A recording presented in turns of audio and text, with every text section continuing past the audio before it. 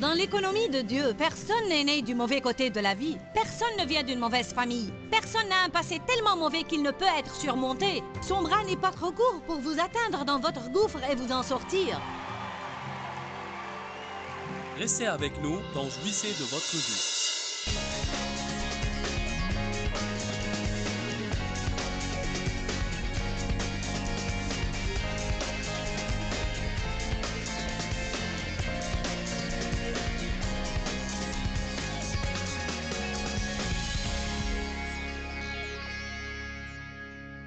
Prenez une décision aujourd'hui.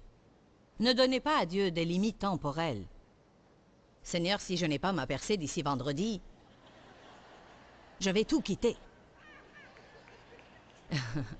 Seigneur, si tu ne fais pas quelque chose, ce week-end, durant cette conférence, beaucoup sont venus ici en disant, si tu ne me donnes pas une parole, vous avez déjà reçu près de 10 000 paroles depuis votre arrivée ici. Ça me dérange quand des gens viennent me voir à la fin d'une réunion ou m'écrivent une lettre. Dieu m'a dit que tu allais avoir un message pour moi. Et voilà que j'ai prêché pour 15 heures. Dites-moi, qu'est-ce que vous pensez que je vous ai donné?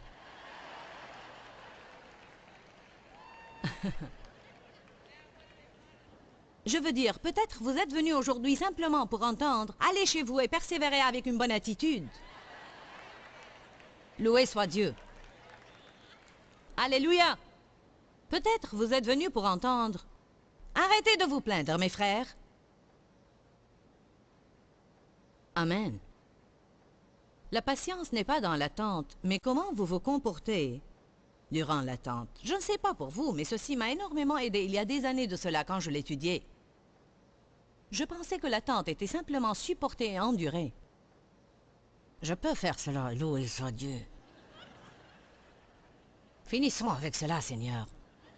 Et puis, j'ai découvert que je n'étais pas patiente du tout parce que j'avais toujours une mauvaise attitude. C'est comme quand Dieu m'a dit, la soumission n'est pas quelque chose qu'on fait, mais c'est une attitude du cœur. Alors quand Dave me demandait quelque chose que je ne voulais pas faire, je faisais des grimaces dans son dos.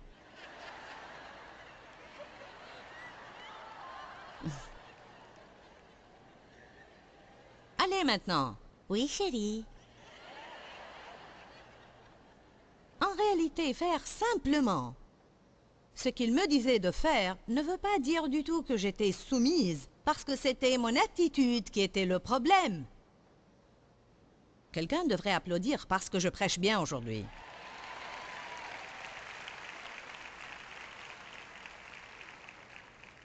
Nous n'attendons pas vraiment comme le Seigneur voudrait qu'on attende, à moins d'avoir une bonne attitude.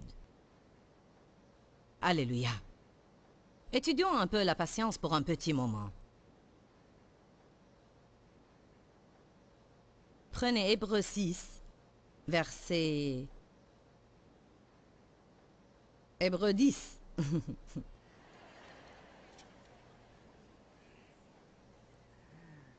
Verset 36. Vous avez besoin de constance, de patience et d'endurance. Vous savez ce que j'ai remarqué? Souvent, nous ne prions pas pour les gens.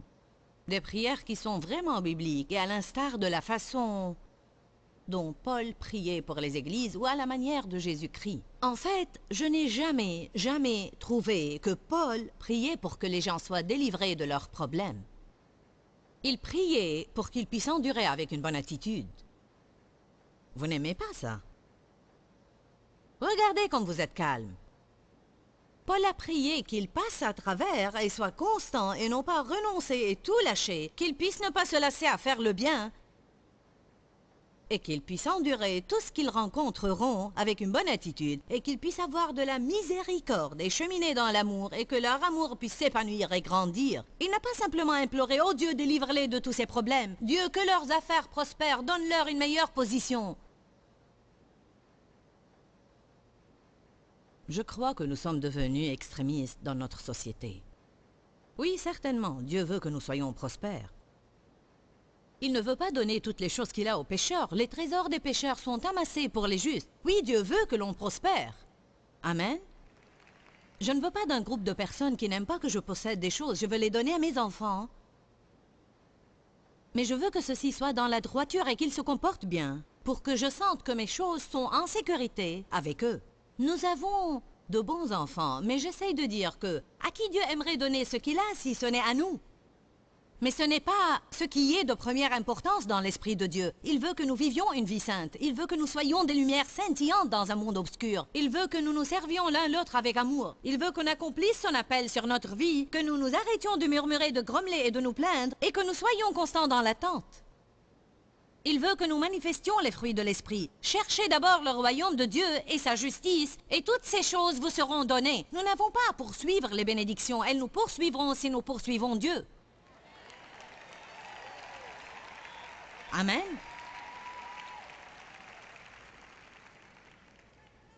Vous avez besoin de constance, de patience et d'endurance pour que vous puissiez faire et accomplir toute la volonté de Dieu et ainsi recevoir, bénéficier et jouir totalement de la promesse. Quand est-ce que je recevrai l'accomplissement de la promesse? Quand j'aurai accompli la volonté de Dieu. Et comment je vais accomplir toute la volonté de Dieu? À travers la constance, la patience et l'endurance.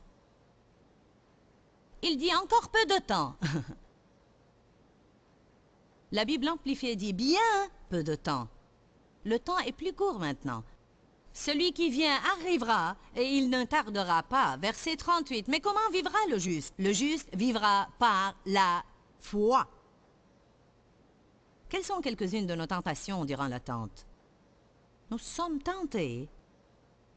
Durant l'attente, nous serons tentés de renoncer. C'est probablement la première tentation majeure de tout lâcher et d'arrêter de croire en Dieu, de devenir négatif et commencer à dire des stupidités, de devenir plein de ressentiments parce que nous ne recevons pas ce que nous voulons quand nous le voulons, et de devenir en colère contre Dieu ou contre les personnes qui ont déjà reçu leur percée. Nous sommes tentés de devenir difficiles à contenter, soupolés, quand les choses ne vont pas comme on veut, et jaloux de ce que les autres ont et qui ont été patients et reçoivent maintenant leur héritage.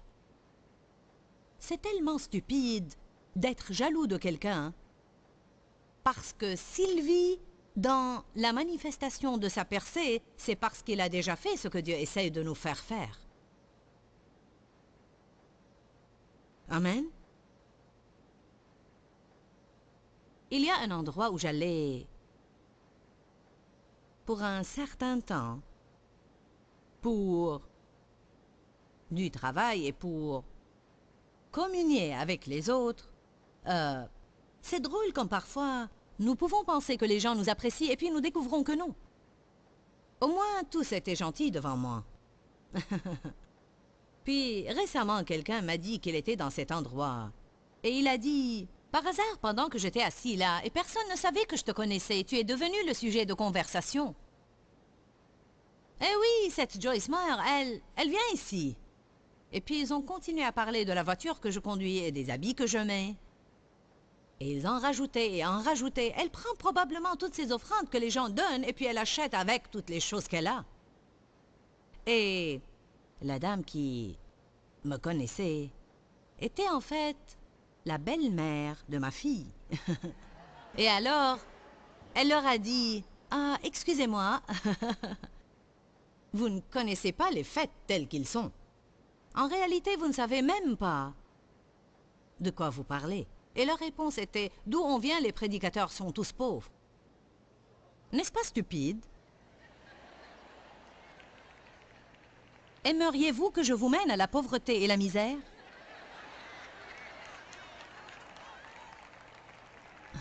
Est-ce que vous m'apprécierez plus si je n'avais pas de voiture, ni des habits décents, et rien de joli à voir? Je veux dire que si les serviteurs de Dieu devaient vivre de cette façon, ce serait une disgrâce aux gens. Amen. Voilà l'histoire. Et vous savez, je ne me soucie même pas de me mettre en colère. Mais voilà le fait. Ils ne savent pas de quoi ils parlent.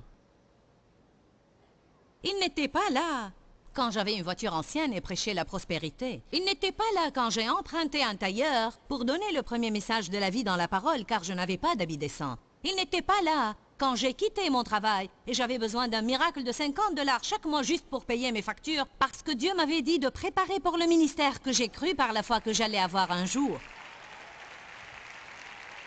Il n'était pas là quand j'ai pleuré et pleuré jusqu'à ce que j'ai senti que je n'avais plus une seule larme à verser parce que j'ai passé des années à faire ce que j'ai senti que Dieu m'avait demandé de faire et que rien ne se passait, mais Dieu me disait ne lâche pas.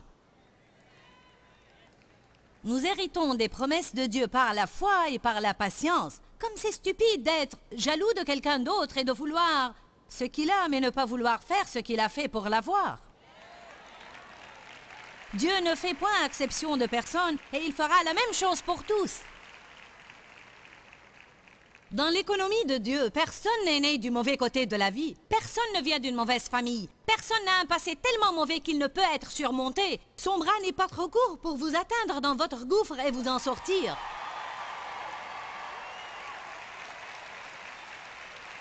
Ça n'a rien à voir avec Dieu qui choisit des favoris. C'est en rapport avec l'obéissance, la constance, l'endurance et le refus de lâcher et faire les choses à la manière de Dieu, que ça nous plaise ou non. Amen. Je crois que c'est une bonne nouvelle de savoir que je peux avoir les mêmes opportunités que quelqu'un d'autre peut avoir si je fais ce qu'il a fait. Combien de personnes sont en marge de la vie quelque part parce qu'ils ont trouvé un endroit confortable pour se garer? Je ne me suis pas encore garé. Je suis toujours à la 4e vitesse.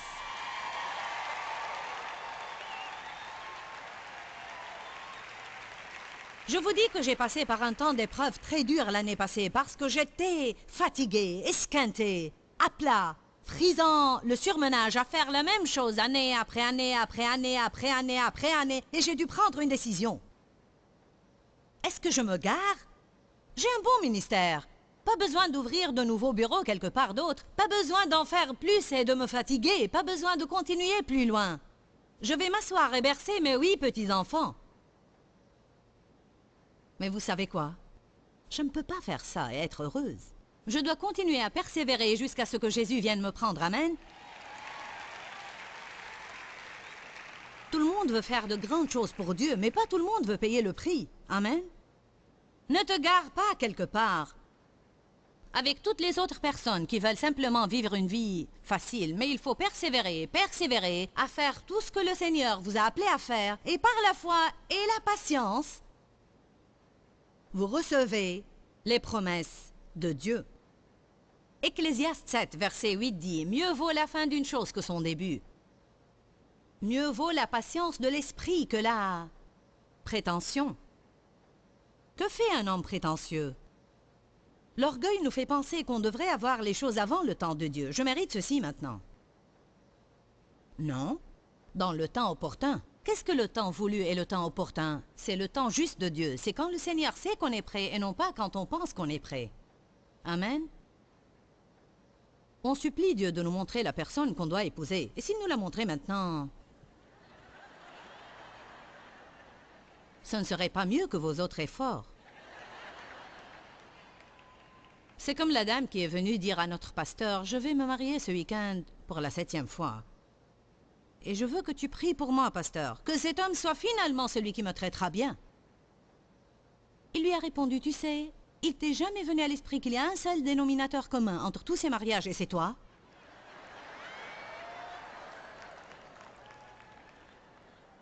Oh oh, je vais continuer, ok? Tu prêches bien, Joyce, merci.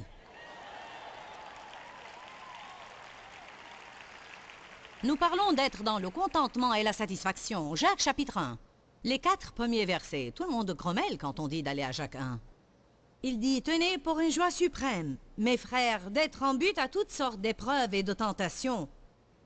Vous le savez, bien éprouvé, votre foi produit la constance, la patience et l'endurance. » Comme je dis fréquemment, les épreuves ont engendré en moi beaucoup de choses avant d'en arriver à la patience. Mais toutes ces choses doivent avoir lieu parce que nous ne commençons à nous connaître vraiment que dans les moments difficiles. Nous ne savons pas vraiment combien de fois on a que quand les choses ne se passent pas comme on veut. Et parfois nous pouvons penser que nous sommes de grands hommes de foi, loué soit Dieu. C'est facile de dire à tout le monde, fais confiance à Dieu. Donne-lui tes soucis, alléluia. Jusqu'au moment où vous avez le même problème et vous dites « Ah !» Puis quelqu'un vous dit « donne-lui tes soucis » et vous avez envie de le gifler. Vous savez combien je déteste quand quelqu'un vient me prêcher un de mes sermons?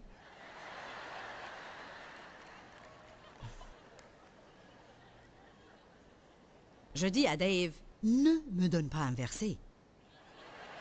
Ce que je veux entendre, c'est « je comprends ». Même si tu ne comprends pas, fais semblant. Je ne suis pas comme ça, mais de temps en temps, je dis « je ne veux pas entendre un verset ». Occupe-toi de mes émotions. Est-ce que vous vous sentez jamais comme ça? Amen. Mais il y a un temps pour tout, n'est-ce pas?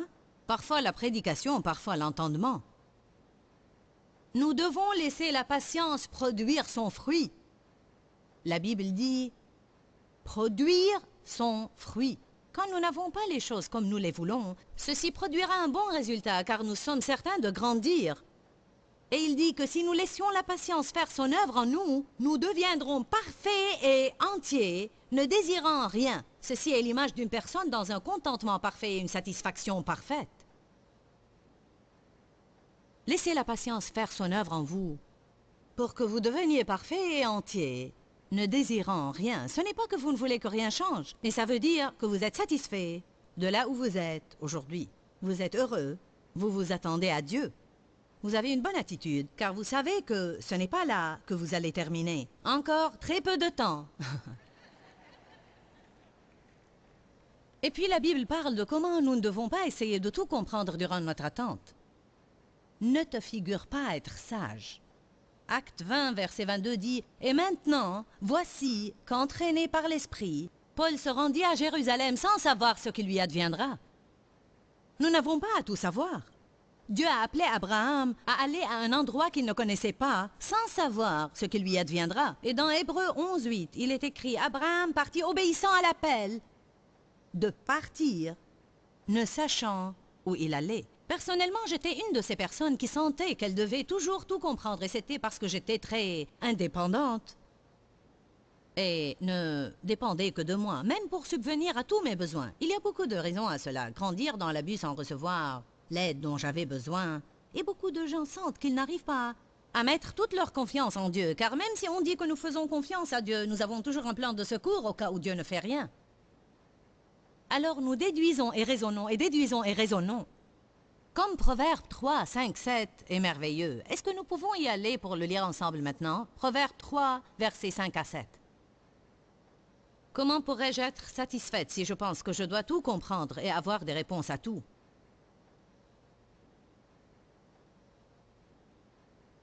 Nous essayons de nous comprendre et de comprendre tout le monde. Et ça, c'est une impossibilité.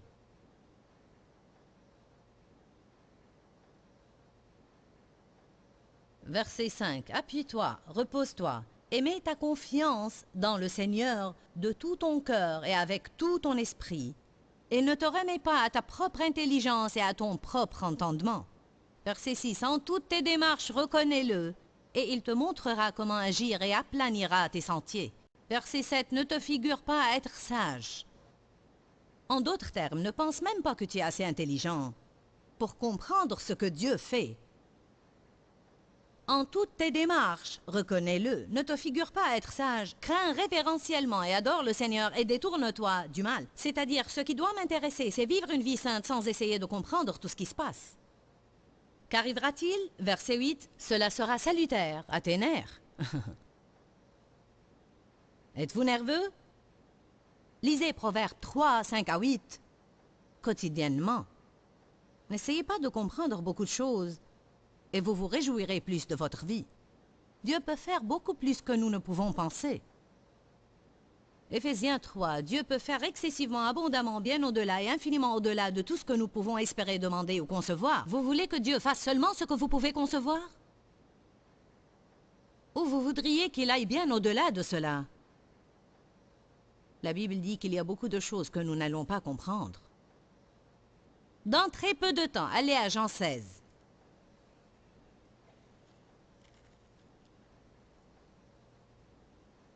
Jean chapitre 16, verset 16. Dans peu de temps, vous ne me verrez plus. Puis peu de temps après, vous me reverrez. Alors quelques-uns de ses disciples se dirent alors entre eux, « Qu'est-ce qu'il nous dit là? Dans peu de temps vous ne me verrez plus, puis peu de temps après vous me reverrez. » Verset 18. Que signifie ce peu de temps? Nous ne savons ni ne comprenons ce qu'il veut dire.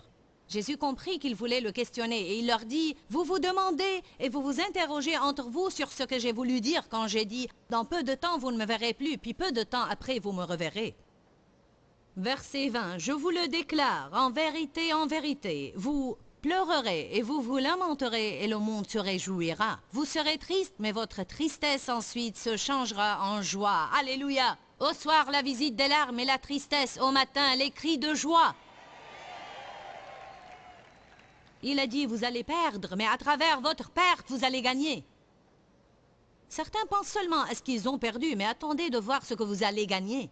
Vous savez quoi? Vous pouvez prendre l'attitude que Satan a volé vos possessions et vous pouvez devenir amer, ou vous pouvez dire, tu sais Seigneur, je vais choisir intentionnellement de semer ceci comme une graine. En fait, le diable ne peut rien prendre de vous si vous le donnez à Dieu comme une graine. Que ce soit un de vos enfants, votre mariage ou votre travail, quoi que ce soit, ne laissez pas le diable le prendre. Ceci vous rendra amer. Dites, Dieu, je ne comprends pas ce qui se passe, mais je te le donne comme une graine et je crois que tu vas produire une récolte dans ma vie. Nous avons vu ça quand nous avons commencé notre ministère télévisé. La première station de télévision avec qui on a été fidèles dans le paiement de nos factures et nous avions commencé à bâtir notre audience, nous a appelé un jour sans préavis, sans se soucier de notre contrat en disant « Nous n'allons plus émettre votre programme. » Avec un seul coup de fil, ils ont porté un coup très dur à mon ministère. J'étais vraiment anéantie. Je pleurais. Dieu, les gens ne sont pas supposés pouvoir me faire cela et c'est tellement faux, c'est Satan. J'ai été à l'église ce dimanche-là et le pasteur était en train de parler des graines et des offrandes et le Seigneur m'a parlé. Il a dit, tu as une attitude de ressentiment et d'amertume parce que, en réalité, tu agis comme si Satan t'avait pris quelque chose de précieux. Si tu le plantes comme une graine, je t'amènerai une récolte. Ce dont il parlait était mon attitude. Et une meilleure attitude. Et dit seulement, Satan, tu ne peux pas le prendre de moi parce que je vais le donner au Seigneur. Je ne vais pas mal agir à cause de ça, je le donne, je le plante. Vous savez quoi? Un an plus tard, nous étions sur cette station, un jour par semaine. Un an plus tard, cette même station nous a appelés et nous a demandé de revenir 5 jours par semaine, pas un. J'ai reçu ma récolte.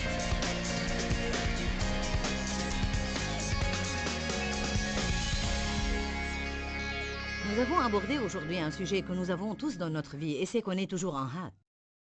Mon message aujourd'hui est intitulé « Je suis pressé, mais Dieu ne l'est pas » et c'est la vérité absolue. Je crois que l'un des plus grands problèmes que nous avons dans notre société est que tout le monde demande une satisfaction immédiate. Nous ne voulons pas attendre. Nous sommes toujours pressés, nous réglons nos alarmes et tout le monde se hâte de faire les choses. Mais Dieu n'est pas pressé. Dieu a toujours un bon plan pour notre vie et il va l'accomplir au moment qu'il choisit. Alors nous pouvons nous reposer et laisser Dieu être Dieu dans notre vie. On parlait du contentement et de la satisfaction. C'est exactement ce que je demande pour moi-même et ce que je demande pour vous aussi. Je suis une personne pratique. Et quand je me rends compte que j'ai besoin que quelque chose opère dans ma vie, je me demande alors pourquoi il n'opère pas dans ma vie. Une des choses que j'ai découvertes dans ma vie est que je n'étais pas satisfaite parce que j'étais toujours pressée et je voulais que mes désirs soient exaucés avant que Dieu ne soit prêt à me les donner. Nous devons avoir confiance en Dieu et nous devons croire que son temps est absolument parfait pour notre vie. Si Dieu me donne les choses quand je les veux, même si je ne suis pas prête à les avoir, je serai alors misérable. Je vais vous encourager aujourd'hui à prendre une décision. Je vais avoir confiance en Dieu. Je vais croire qu'il choisit bien les moments dans ma vie. Et je ne vais pas perdre cette journée à être misérable. Je vais jouir de cette journée que le Seigneur m'a donnée. Pourquoi Seigneur, pourquoi? Dans ce livret, Joyce Meyer nous enseigne à travers la parole comment être délivré de la confusion. Pour obtenir ce livret gratuitement, écrivez-nous à Joyce Meyer, boîte postale 40095-6300 Larnaca, Chypre. Ou bien visitez notre site web www.joycemeyer.org/fr.